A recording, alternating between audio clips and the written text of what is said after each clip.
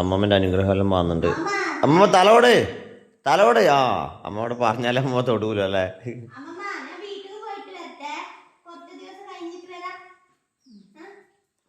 മനസ്സിലായിനാ? അമ്മമ്മന്റെ മോള് വീട്ടിൽ പോക്കായിന്ന്. എപ്പോ വരുവായിക്ക്? ഓ കുറച്ച് ദിവസം കഴിഞ്ഞിട്ട് പറഞ്ഞില്ലേ. അടിപൊളി. അടുത്ത് എന്തിനാ നാട്ടിലേക്ക് എന്തിനാ വന്നേ? ആരല്ലാണോ? അപ്പോ ഇന്നല്ലാണോ? അപ്പൊ വന്നിട്ട് അമ്മേനെപ്പോ വരുവാ?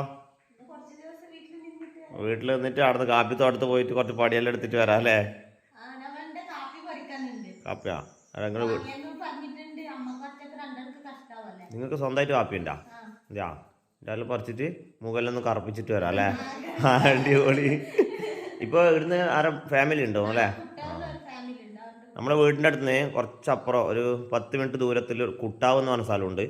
അവിടെ അടുത്തിൻ്റെ ഒരു ഫാമിലിനെ കല്യാണം കഴിച്ചു കൊണ്ടുപോകുന്നു കേട്ടോ. അപ്പോൾ അവരപ്പുറം കാറിലാന്ന് പോകുന്നു. അപ്പോൾ ഓക്കെ പോയിട്ട് വരൂ. അടുത്തിട്ട് വിളിക്കട്ടാ. നമ്മളെ അനിയെ സ്കൂട്ടിയിൽ കൊണ്ടാക്കുന്നുണ്ട്. അമ്മേൻ്റെ അനുഗ്രഹം വാങ്ങുന്നുണ്ട്. എൻ്റെ അനുഗ്രഹം വേണ്ട, അടുത്തെൻ്റെ കാല് വരും. അതുകൊണ്ട് അനുഗ്രഹം വേണ്ട. ഇതാ കട്ടലെടുത്തിട്ട് വന്നതിന് 1 മാസത്തേക്ക് നോക്കണ്ട. കുറേ ആയി അടുത്ത് നാട്ടിലേക്ക് പോകാത്തെ.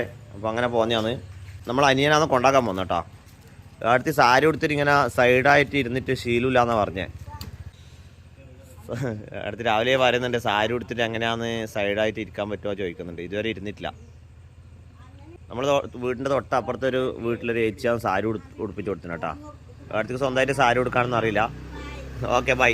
മെല്ല നമ്മളെ വീടിൻ്റെ ഫ്രണ്ടിൽ തന്നെ വലിയ കയറ്റാട്ടോ. ഇവിടുന്ന് എക്സ്പേർട്ടായിട്ടില്ലെങ്കിൽ ഓടിക്കാൻ കുറച്ച് പണിയാണ്. ചാറില്ല. മെല്ലെ പോട്ടെ. എന്നാ കയറുന്നില്ലേ? മെല്ല അനിയനെ രാവിലെ തന്നെ പേടിയായി കേട്ടാ. ഓക്കെ.